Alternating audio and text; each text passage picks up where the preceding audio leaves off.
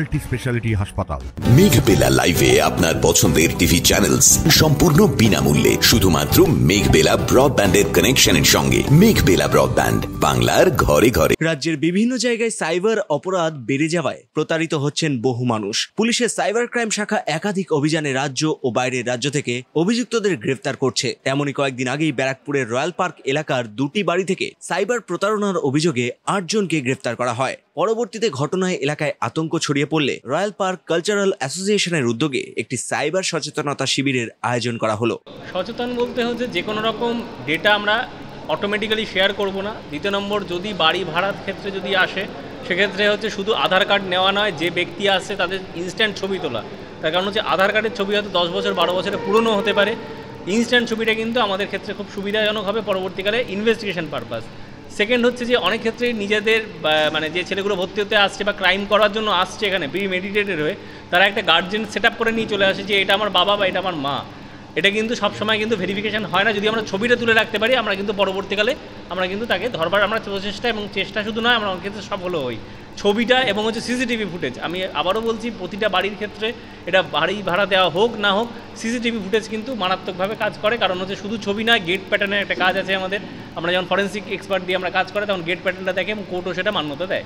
এইভাবে যদি সচেতন থাকি, নিজেদের ডেটা শেয়ার করব না, কোনো লিঙ্কে ক্লিক করব না, এবং হচ্ছে যে কোনো রকম হচ্ছে যে মানে মোবাইল ফোন যেমন ইউজ করব, এয়ারপোর্ট বা যে কোনো জায়গায় হচ্ছে কমার্শিয়াল যে জায়গা রয়েছে বা পাবলিক জায়গা রয়েছে সেখানে গিয়ে চার্জ দেবো না। কারণ ওখানেও কিন্তু ডিভাইসটা, বিশেষ করে ট্রেনে এগুলো কিন্তু ওরা ডেটাটা নিয়ে নেয়। একটা পিছনে এই যে চার্জিং যে সকেটগুলো থাকে সেখানে একটা ডিভাইস বসিয়ে রেখে দেয়, ওই ডেটাগুলো ওরা নিয়ে নেয়, অ্যাপেল ফোন বা যাই হোক না কেন। এইভাবে আমরা যদি সচেতন থাকি আশা করি লড়াই করতে পারবো। সচেতনতাই একমাত্র।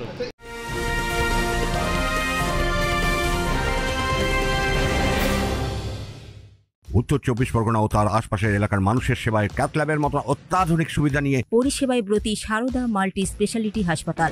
একই ছাদের তলায় মানুষ সাধারণ চিকিৎসা থেকে শুরু করে 24 ঘন্টা cath lab, MRI, CT scan, এনআইসিইউর মতো সুবিধা এবার থেকে পেয়ে যাবেন সারদা মাল্টি স্পেশালিটি হাসপাতালে। প্রয়োজনে যোগাযোগ করুন 033-2592-0730, 2593-0730, 2593-3562 ও 9331275635 নম্বরে। আমাদের ঠিকানা royal park, Kalyani expressway, Barrackpore, Kolkata 7,01,21। Sarada multi speciality হাসপাতাল, পরিষেবাই হোক আমাদের মূল লক্ষ্য।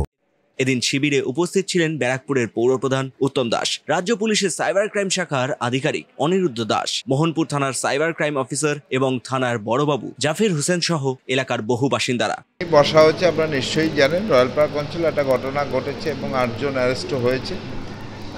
তো এই ধরনের ঘটনা আমরা মাঝে মাঝে শুনতে পাই, কিন্তু তার প্রিকশনটা কি আমরা জানতাম না, সেটা নিয়েই আজকে বিশেষ আলোচনা হলো। তাতে অনেকটা ওয়াকিবহাল, এখানকার যারা মানুষ আছে ওয়াকিবহাল হয়েছে এবং তাদের মাধ্যমে আরও অনেক জায়গা সেইটা সরিয়ে যাবে। সাইবার অপরাধ থেকে বাঁচতে সচেতনতা ও প্রযুক্তিগত সতর্কতা বাড়ানোর উপর জোর দিচ্ছে প্রশাসন। এলাকায় আরও সচেতনতা শিবিরের পরিকল্পনা চলছে বলেই জানা যাচ্ছে। ক্যামেরায় তপন রায়ের সঙ্গে অরিন্দম রায়চৌধুরীর রিপোর্ট, নিউজ বেঙ্গল টুডে।